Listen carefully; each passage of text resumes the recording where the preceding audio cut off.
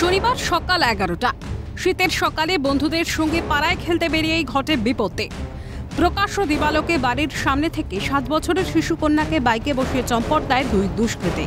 মালদার সালালপুরের ঘটনায় আতঙ্কের পরিবেশ সৃষ্টি হয় এলাকায়।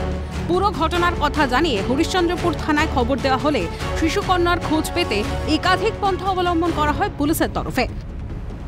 এরপর অপহৃত শিশুর বাবাকে হুমকি ফোন করা হয় দুষ্কৃতীদের তরফে। সেই ফোন কল ট্র্যাক করে এবং সিসিটিভি ফুটেজ খতিয়ে দেখে দুষ্কৃতীদের খোঁজ চালাতে শুরু করেন পুলিশ আধিকারিকরা। বাংলা বিহার আন্তঃরাজ্য সীমানা সিল করে নাকা চেকিং শুরু হয়। 11:10 11:20 মধ্যে আর একটা খবর হয়েছিল কি একটা 7 বছরের মেয়েকে কিডন্যাপ করে নিয়েছে। তারপরে পুলিশ ওখানে পৌঁছেছে। তারপরে ওখানে যে প্রাইমারি আইডেন্টিফাইবল পয়েন্টস আছে যে আর যে বাবাকে জিজ্ঞাসাবাদ করা হয়েছে, যে যার থেকে কিছু ক্লু আমরা পেয়েছিলাম কি একটা বাইক আছে পালসার 220 পসিবলি অ্যান্ড কোনো নাম্বার প্লেট নেই, আর যে অ্যাকিউজ আছে ওর কিছু ডিসক্রিপশন আমরা পেয়েছিলাম।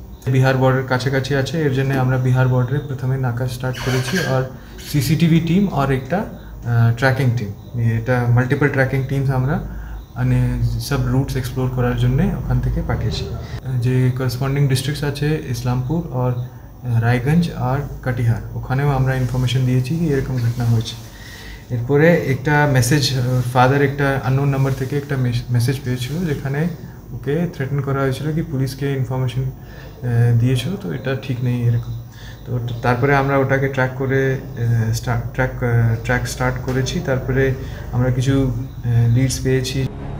উত্তর দিনাজপুর পুলিশ, বিহার পুলিশ এবং সুন্দরবন পুলিশের সঙ্গে তথ্য আদান প্রদান করে উত্তর দিনাজপুরের টুঙ্গি দিঘির কাছে বাইকটিকে ধরে ফেলে করণদিঘি থানার পুলিশ আধিকারিকরা।